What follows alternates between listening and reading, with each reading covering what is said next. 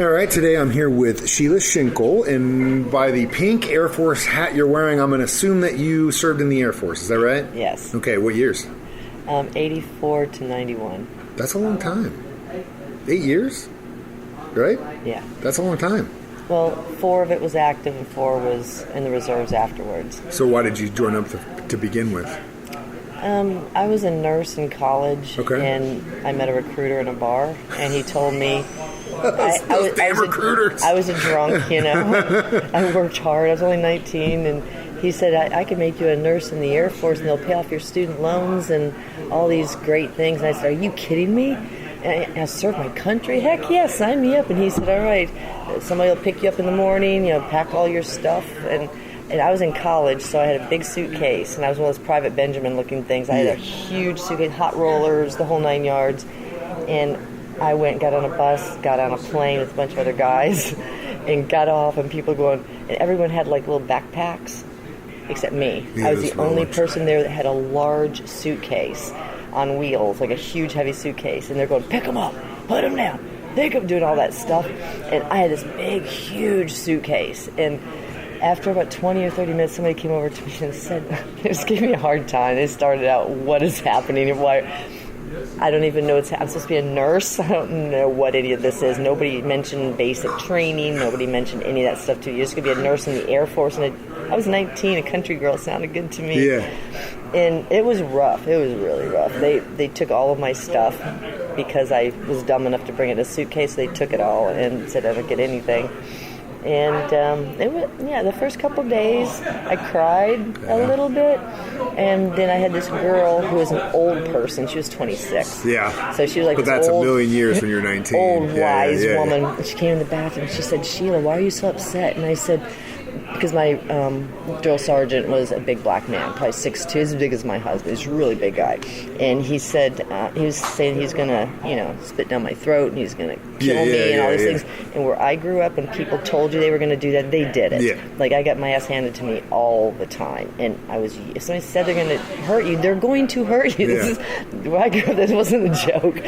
And so I was upset that I'm just really close to really getting beat bad by this big man, right? And she said, you didn't know this is all a head game? It's all a joke? And I'm like, what are you talking about? And she explained to me that this is what the military is and this is what they're doing. I'm like, are you kidding me? They can't hurt me? She said, no, nobody here is going to do anything to you. And I was like, thank you. And I went back out and standing at attention, and he comes along everybody, and he gets in my face, and I'm standing at attention looking at him, and he goes, you think you're a bad female? And I said, yes, sir. And he goes, oh, I'm not crying anymore. And he goes, you know, karate female? And I'm like, yes, sir. You know, judo female? And I'm just saying yes, sir, to everything. He goes, you think you can kick my ass, female? And I'm like, yes, sir.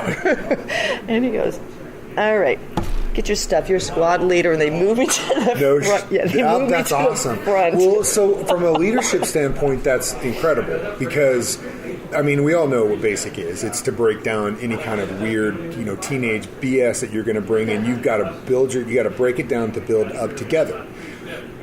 Good, bad, or indifferent, it's tried and tested. I mean, for decades. Mm-hmm. You talk to anyone that's been recruited, this is the same story. I laid in bed and I heard guys bawling every single night because this isn't, they had been in the country and their mom still did their laundry up until the moment they left town and all this. But your wherewithal to do that so quickly, and once you realize that happened and you're like, oh, you can't touch me. It just, that's amazing to me. And that shows to me resilience and how quickly that changed in you. That's awesome. Super badass. So you were a squad leader. Yeah. Did you get your suitcase back? At the very end, yeah. Yeah, I got everything back. You're on the bus and they go, oh, hey, by the way, come here. I had no idea that I was going to... I never exercised back then. I didn't do any of that kind of stuff. Of course, I was PI, fit. never done... I'd never done any of that kind of stuff. I was a country girl. We worked, but we didn't exercise. Difference working in calisthenics and like cardio stuff. You can work in the field and then go try and run a mile. It's a completely different muscles and everything. Yeah. So I had an asthma inhaler because I couldn't run very well and things like that. But I had a lot of trauma in the military as well because I was the only girl. were probably 300 people in my barracks. I was the only girl, and they were all young boys. Yeah. And when I was young, they thought I was really cute. So it was a little bit They were of a just problem. kind of attack coming after you then, huh? Oh, I had a lot of roofie rape kind of things, those kinds of situations that kind of happen. That's unfortunate. It is. Because you're probably not alone. It is, yeah. So let me ask you this. After that, what did you end up? You went in as a nurse. What did you do in the military? I was not a nurse. They lied about that too, because this is in the early '80s, and they had a quota to have women in men's career fields. So they made me a mechanic instead, because I tested like 90-some% in the mechanical aptitude. Because I was a farm girl, I could fix anything. Yeah. So I scored really high, and so they put me on a flight line with a bunch of dumb idiot men that were all mechanics and dumb shits, and it was tough. It was really tough. They were all stupid, just doornail stupid. Like, they couldn't do anything.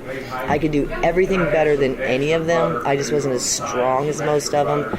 So I lifted weights, and I did a lot of hardcore. I started being a bodybuilder, and I used to have big muscles and big, massive thighs. Like, I just got really big and tough so I could keep up with them. So I became one of the best flight line mechanics. I could work on anything from pneumatics, electronics, diesel engines, turbine engines, air conditioners, heaters. I'm calling you, man. When I need if I get an air conditioner problem, I'm calling Shelah. I do everything in my house. That's my awesome. husband doesn't do anything. I've redone most things. I've built 2 new decks, and I've redone it, like put all the wiring in and the walls and everything, and built an entire workout room that's got these hardcore walls and ceilings. We can throw our fish. We do disc golf. I'm addicted to disc What's your golf. favorite course around there? We play Lake Springfield just because you can Thing get is so huge, though. Those watts. I mean, God, you got like 700-800 yard freaking drives and stuff in there. Oh, it's like 1,300 on 13. I know. It's crazy. It takes me 7 shots to get there. And it's like a par 4. It's crazy, dude. Yeah. I mean, it's my favorite. It's only my favorite because it's the most challenging. Oh, it is by far. Locally, and I can get enough exercise. I don't feel like, if I go to Grewbaugh, I'm like, okay, I just did 18 holes at Grewbaugh, and I didn't even sweat. So I didn't get, and I really need. Do you ever go to Watkins, Northside? Yeah. Watkins is probably, I'd say, the next closest to where you feel, because there's some pretty considerable drives on that one. There's a new one. OTC has, I've has seen one that now. one. Have you played out there yet? I haven't played that one. I need to. I used to go down because I'm kind of close to Evangel. Evangel has one on campus, but we stopped going there because every time we go there, they'd have the security just tail us. Like an open park frisbee golf thing. Wow. And then we'd always be like, what's the security guy doing there? And he would follow us around. And I was like, okay, this is uncomfortable. I will say that my tried and true is Oak Grove. Always will be. It's just, I don't know why I love that one so much. It's easy. Have you been to Nixon? No, the one Have you been in to town. Nix's? Oh, yeah. They just recently redid that. That's good, too. Yeah, they just redid Oak Grove, too. Re-signed it. Did they? I haven't been to Oak it. Grove since they've redone They it. kind of leveled out. There was a couple holes they leveled out a little bit better. They made two a little bit shorter. But yeah, it's nice. And plus, I have kids, so it's hard. It's a hard sell. How old are your kids? One's 4, one's 18. So 4 and 18. Yeah, no, right. I'm not smart. But for the first one, because he's been going to disc golf, because that's the best thing for a broke guy to do for free is like, hey, let's go throw, right? Because it didn't cost anything. You just go, you run, you walk. Yeah, it's exactly. Easy. But with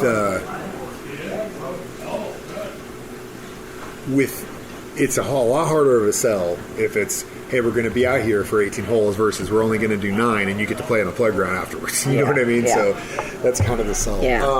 Let me ask you this before we start eating. Last question.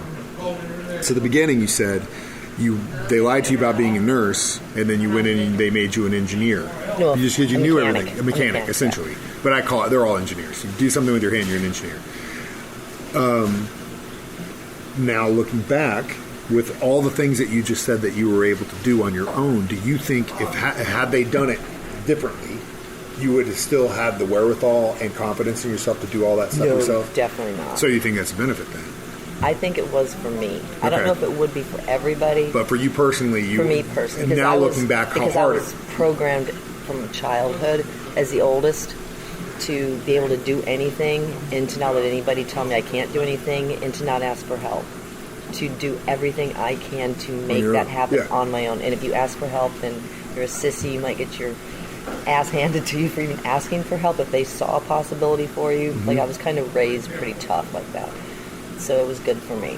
That's it good. Might have broke somebody else. Well, I'm sure it has. I mean, to a point where they couldn't recover from it, but not for me. That's good. Well, Shelah, thank you so much for coming to lunch with me today.